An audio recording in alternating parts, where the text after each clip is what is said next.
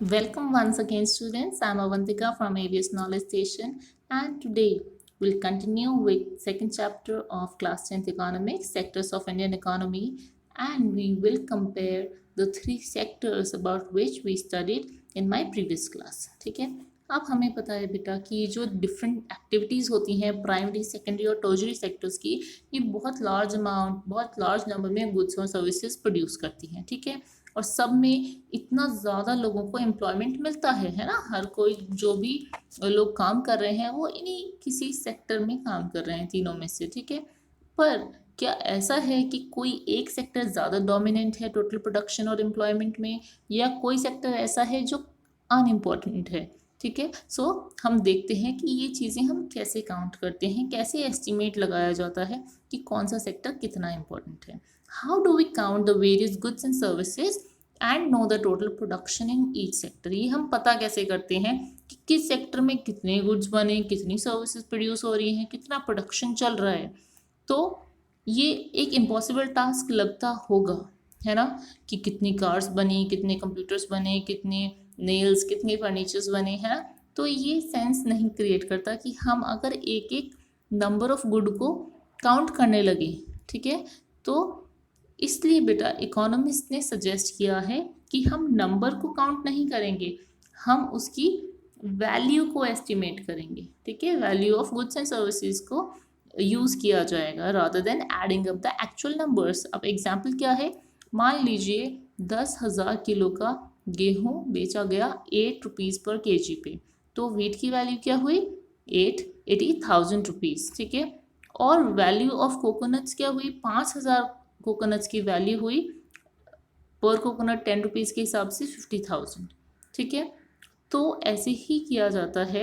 Value of goods and services तीनों sectors की calculate की जाती हैं कि वैल्यू कितना आउटपुट दे रही है. ठीक है, और आपको याद रखना पड़ेगा कि हर गुड या सर्विसेज जो हो रही है उसको काउंट करने की ज़रूरत नहीं है, हमें सिर्फ वैल्यू देखनी है. ठीक है, और इसमें हम क्या देखेंगे, we will include only the final goods and services. ठीक है, फाइनल गुड्स एंड सर्विसेज का क्या मतलब हुआ, मान लीजिए एक किसान जो अपना गेहूं दे रहा है एक फ्लावर मिल को, आटा चक्की को 8 रुपीज़ पर केजी पे, वो मिल उस आटे को ग्राइंड करती है और बिस्किट कंपनी को वही आटा बेचती है 10 रुपीज़ पर केजी पे. ठीक है, बिस्किट कंपनी फ्लावर भी यूज़ करता है, शुगर, ऑयल, बहुत सारी चीज़ें यूज़ करता है और 4 पैकेट ऑफ बिस्किट्स बनाता है, और वो बिस्किट्स को मार्केट में सेल करता है ₹60 में. ठीक है, दैट मीन्स 15 रुपये पर पैकेट अगर वो दे रहे हैं, तो फाइनल गुड क्या हुआ जो कंज्यूमर्स यूज़ कर रहे हैं, आटे का नहीं यूज़ कर हम कैलकुलेट करेंगे, हम लगाएंगे बिस्किट का फाइनल वैल्यू. ठीक है, तो इसका मतलब ये हुआ कि फाइनल गुड का ही हम वैल्यू काउंट करेंगे. अब आप सोचेंगे कि सिर्फ यही क्यों काउंट होता है, क्योंकि फाइनल गुड तक पहुंचने में जो ऑयल, वीट, फ्लावर, शुगर ये सब यूज़ हुआ बेटा, वो आ जाता है in the category of intermediate good. Intermediate means जो फाइनल गुड या सर्विस को प्रोड्यूस होने के लिए यूज़ किया गया इन दैट प्रोसेस. ठीक है, और जो फाइनल गुड की वैल्यू होती है वो ऑलरेडी इंक्लूड कर लेती है इंटरमीडिएटरी गुड्स की वैल्यू को भी. तो इसमें आपको ये समझना पड़ेगा कि जो 60 रुपये वैल्यू थी बिस्किट्स की, उसमें आटे की, शुगर की, ऑयल की, सबकी वैल्यू हमने काउंट करी थी. ठीक है, तो अब आपको ये ध्यान रखना होगा कि अगर हमें फ्लावर और वीट की अलग अलग वैल्यू को काउंट करते तो वो पॉसिबल भी नहीं होता और करेक्ट भी नहीं होता. ठीक है, इस वजह से हम क्या करते हैं, we count the value of the final good and service. ठीक है, ओके, क्योंकि हम वीट को फिर फ्लावर को अलग अलग नहीं करेंगे, हम सिर्फ बिस्किट्स की वैल्यू को काउंट करेंगे. Okay, and you must remember the value of final goods and services जो प्रोड्यूस की जाती हैं हर सेक्टर में पूरे साल में, हमें बताती है कि हाँ उस सेक्टर ने कितना प्रोडक्शन किया है. और जो सम होता है प्रोडक्शन का तीनों सेक्टर्स का, उसको बोला जाता है ग्रॉस डोमेस्टिक प्रोडक्ट, जो आपने सुना भी होगा बेटा, जीडीपी फॉल हुआ, जीडीपी राइज हुआ. ठीक है, इसका क्या मतलब होता है कि तीनों जो हमारे सेक्टर्स हैं उनके जो फाइनल गुड्स की वैल्यू है एक साल में, ठीक है, वो कितनी है, ठीक है। तो अगर ज़्यादा वैल्यू आ रही है मतलब ज़्यादा बना और ज़्यादा बिका, है ना। और अगर कम वैल्यू आ रही है मतलब काम ही नहीं था लोगों के पास, इस वजह से ना बना, और अगर बना तो बिका भी नहीं, है ना। बिस्किट वो कंज्यूमर तक नहीं पहुंचा क्योंकि डिमांड नहीं थी या कुछ खराबी थी उसमें, है ना, क्वालिटी में। तभी जीडीपी हमेशा हाई होना चाहिए, डिमांड भी हाई और सप्लाई भी हाई, ठीक है। तभी अच्छा जीडीपी शो करेगा the development of a nation. Okay, I hope you have understood. Still if you find any doubt बेटा, you are free to let me know the doubts. Okay, आप comment section में बिल्कुल बता सकते हैं। Okay, और आप मुझे कॉन्टैक्ट करके भी बता सकते हैं। Now in India the mammoth task of measuring GDP is undertaken by central government ministry. Mammoth task होती है बहुत ही जायंट टास्क, बहुत ही ह्यूज और मुश्किल टास्क। तो हमारे कंट्री में जीडीपी को कैलकुलेट कौन करता है? सेंट्रल गवर्नमेंट के मिनिस्टर्स। नाउ इस मिनिस्ट्री में क्या होता है, अलग अलग गवर्नमेंट डिपार्टमेंट्स होते हैं, स्टेट्स के, यूटीज के, वो इंफॉर्मेशन कलेक्ट करते हैं अपने अपने एरियाज के, ठीक है, और फिर एस्टिमेट करते हैं GDP, okay, as a whole. अब बेटा हिस्टोरिकल चेंजेस पढ़ेंगे हम, क्या हुए इन सेक्टर में। ये देखा गया है कि जब शुरुआत थी हमारी कंट्री की आफ्टर इंडिपेंडेंस, तब प्राइमरी सेक्टर सबसे ज़्यादा इंपॉर्टेंट सेक्टर था, ठीक है, क्योंकि ज़्यादातर जो पॉपुलेशन थी उसको नया नया इंडिपेंडेंस मिला था and most of them began farming, ठीक है। एग्रीकल्चर सेक्टर बहुत अच्छा प्रॉस्पर होने लगा और बहुत ज़्यादा फूड प्रोडक्शन हो रहा था, ठीक है। Many people now could take up other activities. अब वो लोग प्रॉस्पर होते गए धीरे धीरे, तो जो क्राफ्ट पर्सन थे, ट्रेडर्स थे, उनके नंबर भी बढ़ गए। अब बाइंग एंड सेलिंग भी बढ़ गई पहले से ज़्यादा, ठीक है। धीरे धीरे ट्रांसपोर्टर्स आए, एडमिनिस्ट्रेटर्स आए, आर्मी बनने लगी। तो इस स्टेज पे ये देखा गया था सबसे ज़्यादा जो गुड्स प्रोड्यूस हो रहे थे वो नेचुरल प्रोडक्ट से बन रहे थे, और सबसे ज़्यादा लोग एम्प्लॉयड भी प्राइमरी सेक्टर में थे इनिशियली, ठीक है। और धीरे धीरे फिर क्या इंट्रोडक्शन हुआ, इंडस्ट्रीज़ का इंट्रोडक्शन हुआ, और फिर फैक्ट्रीज आने लगी, स्टार्टअप होने लगी, धीरे धीरे फैक्ट्रीज एक्सपैंड होने लगी।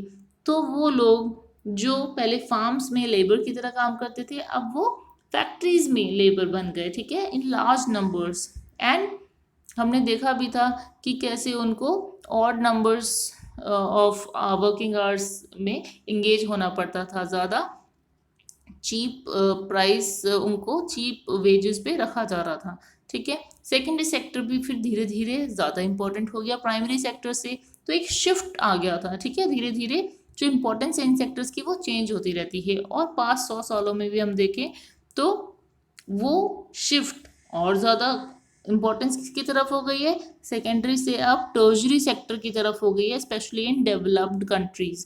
सर्विस सेक्टर, ये आपको ध्यान रखना पड़ेगा, has become the most important in terms of total production. ज़्यादातर जो वर्किंग पीपल हैं डेवलप्ड नेशंस में वो सर्विस सेक्टर का पार्ट हैं, ठीक है, ये देखा गया है। Now what is the total production and employment in the three sectors, ठीक है। अब हम देखते हैं कि एम्प्लॉयमेंट कितना जनरेट कर रही हैं ये। तो अगर एम्प्लॉयमेंट की बात करें तो आप यहाँ देख सकते हो बेटा 1973-74 में ऑलमोस्ट इक्वल सा था पार्टिसिपेशन, ठीक है। जीडीपी में जो कंट्रीब्यूशन है वो दिखा रखा है, contribution in GDP by the three sectors. तो 73-74 में तो ऑलमोस्ट इक्वल था, पर अगर हम 2013-14 की बात करें तो प्राइमरी और सेकेंडरी में काफ़ी कम कंट्रीब्यूशन किया इन जीडीपी, जबकि आप देख सकते हैं बेटा टर्शरी सेक्टर ने बहुत ही ह्यूज कंट्रीब्यूशन किया। So now the question arises कि टर्शरी सेक्टर इतना इम्पोर्टेंट कैसे बनता जा रहा है इन इंडिया। तो बेटा हर कंट्री में हमें एसेंशियल सर्विसेज की ज़रूरत होती है, जैसे कि hospitals, education institution, post, telegraph service, police station, courts, village administrative offices और XYZ आप देख सकते हो, ठीक है, बैंक्स, इंश्योरेंस कंपनीज। अब इन सर्विसेज को बोला जाता है एसेंशियल या बेसिक सर्विसेज, और हर डेवलपिंग कंट्री में गवर्नमेंट की टास्क होती है कि उसको ये सर्विसेज लोगों को दे, ठीक है, लोगों तक पहुंचाए। तो जब ये इतनी सारी सर्विसेज इस्टेब्लिश होती हैं तो गवर्नमेंट के साथ साथ प्राइवेट दोनों तरह की होती हैं, ठीक है। और बेटा एग्रीकल्चर इंडस्ट्री का डेवलपमेंट भी डिपेंड करता है on the development of transport, trade, storage, ठीक है, और बाकी सर्विसेज पर। जितना ज़्यादा प्राइमरी और सेकेंडरी डेवलप होंगे उतना ही ज़्यादा डिमांड अराइज होगी ऑफ द सर्विस सेक्टर, देखिए आप समझिए, जितना ज़्यादा गुड्स प्रोड्यूस हो रहे हैं, जितने ज़्यादा प्राइमरी और इंडस्ट्रियल सेक्टर में गुड्स बन रहे हैं, उतना ज़्यादा डिमांड होगी कि जैसे आप कोई कार खरीद रहे हैं, कार का बनना is a part of industrial sector, ठीक है, सेकेंडरी सेक्टर। तो उसकी सर्विसिंग के लिए सेंटर्स खोले जाएंगे, ठीक है, जो ये शॉप्स होती हैं जहाँ पे कार्स को जो पूरी डीलरशिप होती है, ठीक है, ये खुलेंगे। आप बहुत सारे प्रोडक्ट्स लेते हैं, उसके लिए क्या होता है, आप देखिए आजकल ऑनलाइन शॉपिंग है, कस्टमर केयर जो एग्जीक्यूटिव्स हैं, तो ये सारे किसका पार्ट हैं बेटा, ये असिस्ट कर रहे हैं किसको, सेकेंडरी सेक्टर और प्राइमरी सेक्टर को, ठीक है। तो जितना ज़्यादा डेवलप होगा प्राइमरी सेकेंडरी सेक्टर, उतना ज़्यादा डिमांड बढ़ेगी सर्विस सेक्टर की, ठीक है। और ये अगेन ये इंटरडिपेंडेंट रिलेशनशिप है, क्योंकि सर्विस सेक्टर इनको डेवलप कर रहा है। अगर सर्विस सेक्टर नहीं होगा तो ये दोनों सेक्टर्स भी अपनी इम्पोर्टेंस धीरे धीरे ख़त्म हो जाएगी इनकी भी, ठीक है। और एक और चीज़ देखी गई है, जैसे जैसे इनकम लेवल्स राइज होते हैं, अब क्या होता है, अगर पहले किसी के पास ज़्यादा पैसे नहीं थे, अब वो एक अच्छी लाइफ जी रहा है, उसके पास घर बार सब है, कार है, everything, then what he will aspire, वो चाहेगा कि थोड़ा लेजर टाइम हो, थोड़ा एंटरटेनमेंट हो, बाहर घूमे। तो people start demanding other services like restaurants, tourism, shopping, private hospital चाहिए और प्रोफेशनल जिम्स वगैरह, ये सब चाहिए। तो बिग सिटीज़ में, मेट्रो सिटीज़ में आप देख सकते हैं, जैसे जैसे इनकम लेवल राइज होते हैं तो और ज़्यादा सर्विस सेक्टर की डिमांड बढ़ती है, ओके। एंड हमने ये भी देखा है पास्ट डिकेड में कि इंफॉर्मेशन टेक्नोलॉजी, कम्युनिकेशन टेक्नोलॉजी से रिलेटेड जॉब्स की बहुत ज़्यादा इंपॉर्टेंस बढ़ी है, ठीक है। तो वी मस्ट रिमेंबर कि सर्विस सेक्टर इसलिए इम्पोर्टेंट होता जा रहा है आज के टाइम में, पर सर्विस सेक्टर में सिर्फ आईटी और ये टूरिज्म ही नहीं है, सर्विस सेक्टर में भी आपको डिस्पैरिटी मिलेगी कि सर्विस सेक्टर में ही बहुत हाईली पेड जॉब्स भी हैं, और ऐसे भी लोग हैं बेटा इन टर्शरी सेक्टर इटसेल्फ, जैसे कि छोटे मोटे शॉपकीपर्स, रिपेयर पर्सन, ये भी किसका पार्ट हैं, they are also part of the tertiary sector, ठीक है। और ये लोग they barely manage to earn a living, ठीक है, ये सर्विस सेक्टर का पार्ट होकर भी अच्छी लाइफ नहीं जी पा रहे हैं, बिकॉज एक section of tertiary sector is growing, not the entire tertiary sector. तो अगर हम बात करें कि क्यों एक ही सेक्शन राइज कर रहा है, ज़्यादातर लोग कहाँ एम्प्लॉयड हैं, तो ग्राफ 2 में हम देखेंगे बेटा कि share of 3 sectors in GDP, ठीक है। अब हम देखते हैं कि क्यों ये सर्विस सेक्टर पे इतना ज़्यादा फोकस हो रहा है। ये देखा गया है बेटा कि जो शेयर है जीडीपी का, वो तीनों सेक्टर्स का चेंज हुआ है। देखिए हम एक्चुअली कंपेयर कर रहे हैं ग्राफ 2 और 3 को। ऊपर है कि सेक्टर का जो जीडीपी में शेयर है वो बड़ा है, ऑब्वियसली दिख रहा है ग्रीन से, टर्शरी सेक्टर अब ज़्यादा कंट्रीब्यूट करता है जीडीपी में। पर अगर हम बात करें एम्प्लॉयमेंट की, तो आप देखो 77 और 78 में भी सबसे ज़्यादा लोग प्राइमरी सेक्टर में डील करते थे, और आज के टाइम में भी अगर तीनों सेक्टर्स की बात की जाए तो more number of people I would say are still engage in the primary sector, ठीक है। ऑल्दो डिस्पैरिटी थोड़ी कम हुई है पहले से, पर ऐसा नहीं है कि ज़्यादा लोग सिर्फ टर्शरी सेक्टर में हैं, ऐसा नहीं है, ठीक है। तो ये देखा गया है कि इंडस्ट्रियल आउटपुट बड़ा है, प्रोडक्शन ऑफ गुड्स भी बड़ा है, एम्प्लॉयमेंट भी बढ़ा है, ठीक है। और टर्शरी सेक्टर में भी ये देखा गया कि सर्विस सेक्टर का जो प्रोडक्शन है वो भी 14 टाइम्स बढ़ा है, एम्प्लॉयमेंट भी सर्विस सेक्टर में बढ़ रहा है, पर still there are people who are not able to manage their lifestyle और their meals even in spite of being a part of the service sector. और ये देखा गया है कि कंट्री में मोर देन हाफ वर्कर्स जो हैं वो प्राइमरी सेक्टर में काम कर रहे हैं, स्पेशली एग्रीकल्चर, और डेयरी वगैरह भी नहीं, सिर्फ एग्रीकल्चर, और वो जीडीपी में ज़्यादा कंट्रीब्यूट नहीं कर रहे। अब देखो ना, अगर 10 लोग हैं मान लो, ठीक है, उसमें से 6 लोग तो हैं जो कि एग्रीकल्चर सेक्टर में हैं, 2 लोग हैं जो इंडस्ट्रियल में, और 2 लोग हैं जो टर्शरी में हैं, पर वो 2 4 प्राइमरी सेक्टर वालों जितना अर्न कर रहे हैं उतना कंट्रीब्यूट कर रहे हैं, ठीक है, तो फिर वो बोझ भी ज़्यादा किस पे पड़ेगा, जो टर्जरी सेक्टर पे है। और बाकी जबकि जो 6 लोग प्राइमरी में हैं वो इतना आउटपुट नहीं दे पा रहे। ओके, मे बी उनमें स्किल्स की कमी है, बहुत सारे फैक्टर्स हो सकते हैं, पर ये देखा जा रहा है कि ज़्यादा वर्कफोर्स कंट्रीब्यूट नहीं कर रही है जीडीपी सेक्टर में, ठीक है। तो इसका क्या मतलब है कि क्या एग्रीकल्चर सेक्टर में ज़रूरत से ज़्यादा लोग एंगेज हैं, ये हो सकता है, ठीक है। आपने 9th क्लास में भी पढ़ा था वेरियस फॉर्म्स ऑफ अनएम्प्लॉयमेंट में। इसमें क्या कह रहे हैं बेटा कि आज के टाइम में भी इंडिया में एग्रीकल्चर सेक्टर में ज़रूरत से ज़्यादा लोग एंगेज हैं कि अगर कुछ लोगों को हटा भी दिया जाए production will not be affected, और इसलिए वो लोग क्या हैं, the workers in agriculture sector are under employed, ठीक है। अंडर एम्प्लॉयड मीन्स कि उनका एम्प्लॉयड होना या ना होना actually is not making sense.